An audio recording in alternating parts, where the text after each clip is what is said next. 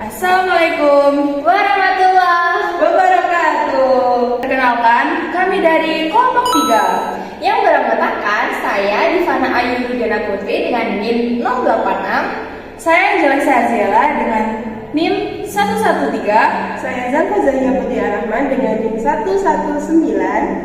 Pada presentasi ini kami akan membahas mengenai semantik, yaitu pada konsep semantik. Dengan subbabnya ada 3. Yang pertama adalah asal-usul semantik, Jenis-jenis makna. Dan yang terakhir ada makna bahasa. Selamat menyaksikan. Jadi teman-teman, cikal bakal adanya semantik berasal dari bangsa Yunani.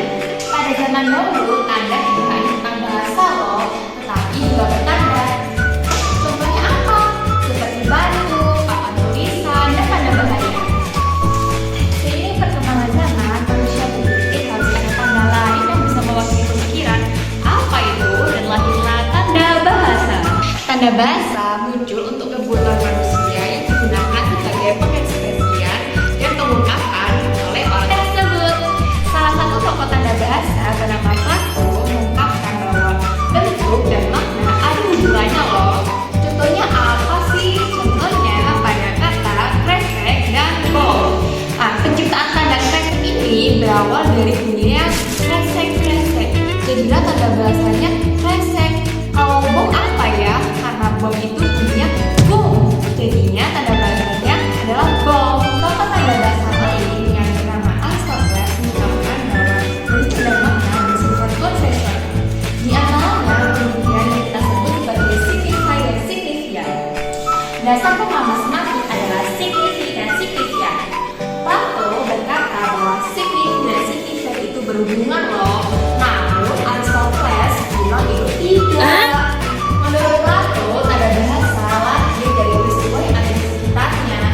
Namun menurut Aristoteles, tidak akan mungkin manusia menciptakan tanda, bahasa, lambang yang mengikuti proses kejadian apa yang berhubungan dengan tanda tersebut. Itu sebabnya Aristoteles menentang pemikiran Plato dan mengatakan teorinya sempit. Pada abad ke-19, semantik mulai berkembang. Lalu di Prancis muncul kata semantik yang berkelanjutan dari ide kata sema dari bahasa Yunani. Kata tersebut diproklamasikan oleh Michael Graham. Kemudian pada abad ke-20 semantik mulai masuk ke Indonesia. Semantik juga berkembang melalui artikel-artikel yang ada. Dan pada tahun 1970-an semantik mulai marak di ilmu pengetahuan dan ilmu bahasa. Selanjutnya adalah jenis-jenis makna. Sebelum itu, kita harus tahu apa itu semantik.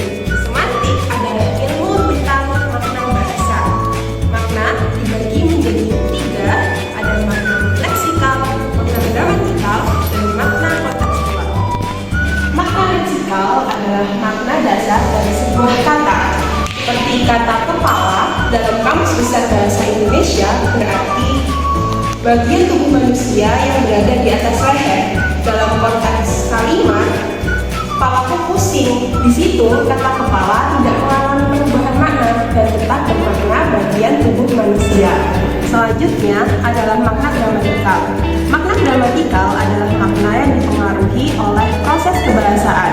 Seperti kata lari dalam Kamus Besar Bahasa Indonesia adalah sebuah kata kerja yang berarti melangkahkan kaki dengan cepat.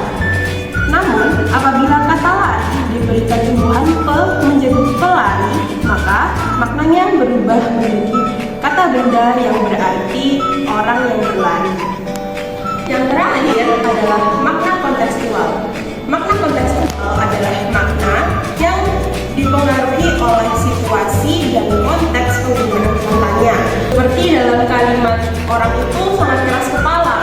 Keras kepala di situ bukan berarti orang tersebut kepalanya keras, tapi berubah menjadi kata sifat yang berarti orang yang sulit untuk dinasihati. Nah, makna kontekstual ini yang nantinya akan dipelajari di kajian pragmatik. Lalu muncul pertanyaan, apa sih beda semantik dengan semantik. Keduanya merupakan sama-sama ilmu yang mempelajari tentang makna, tapi fokusnya berbeda. Semantik mempelajari makna dari sistem bahasa itu sendiri, sedangkan pragmatik membahas makna berdasarkan situasi dalam keadaan nyata, seperti siapa yang berucap, siapa yang mendengar, dan apa tujuannya. Mudahnya, semantik adalah ilmu yang membahas tentang apa maknanya, dan pragmatik adalah ilmu yang membahas tentang apa maksudnya.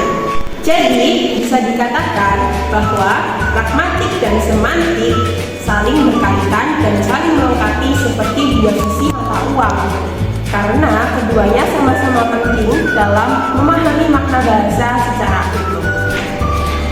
Yang terakhir membahas mengenai makna bahasa. Yang pertama, bahasa sebagai sarana penyampaian. Bahasa digunakan untuk menyampaikan beberapa poin ke teman-teman. Yang pertama, digunakan untuk menyampaikan pesan. Yang kedua, bisa digunakan untuk menyampaikan gagasan. Dan yang ketiga, bisa digunakan untuk menyampaikan perasaan. Artinya, makna tidak hanya tentang arti kata saja, tetapi bagaimana bahasa itu digunakan atau dipakai sebagai alat komunikasi nyata. Contohnya, pada kalimat "kamu hebat sekali", pada kalimat itu memiliki dua makna yang berbeda. Bisa saja yang pertama sebagai pujian, dan yang kedua sebagai sindiran, tergantung seseorang itu mengungkapkannya atau mengucapkannya dalam situasi seperti apa. Yang kedua, makna dalam unsur kebahasaan. 1. Pada unsur bahasa bunyi yang ada pada ilmu fonologi. Makna bisa berubah tergantung bunyi, atau makna bisa berubah ketika bunyi yang dihasilkan itu berbeda. Contohnya pada kata masa dengan masa. Pada kata atau pengucapan masa itu memiliki makna waktu atau periode tertentu. Sedangkan pada bunyi atau pengucapan masa itu memiliki makna sedang tidak mempercayai lawan bicara, atau sedang bingung, atau juga sedang kaget dengan apa yang diucapkan oleh lawan bicara kita. 2. Unsur bahasa kata dalam ilmu morfologi. Makna bisa berubah tergantung pada imbuhan. Contohnya, kata dasar ajar apabila diberi imbuhan menjadi mengajar, apabila diberi imbuhan toan menjadi pelajaran. Bentuknya berubah, maknanya juga ikut berkembang. 3. Unsur bahasa berupa kalimat yang ada dalam ilmu sintaksis. Bentuk atau susunan kata bisa memengaruhi sebuah makna. Contohnya, ibu memukul adik dengan adik memukul ibu. Struktur atau susunan katanya berbeda, maknanya juga berbeda. Pada kalimat pertama, ibu memukul adik, berarti yang memukul adik ibu. Yang kedua, adik memukul ibu, berarti yang memukul adik.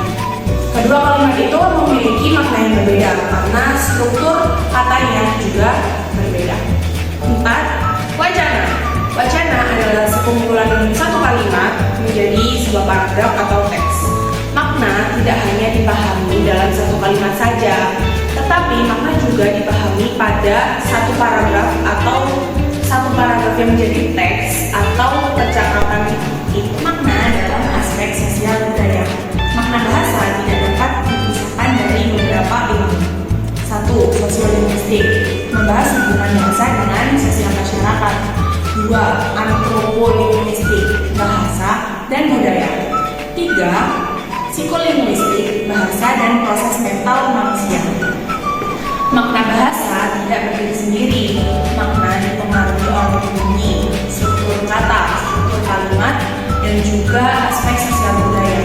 Oleh karena itu, semantik tidak dapat terlepas dari beberapa cabang ilmu linguistik seperti fonologi, morfologi, sintaksis, dan kajian aspek sosial budaya.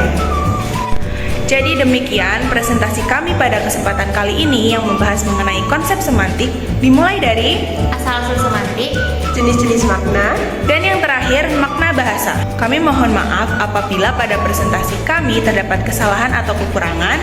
Sekian dari kami. Wassalamualaikum warahmatullahi wabarakatuh. Terima kasih.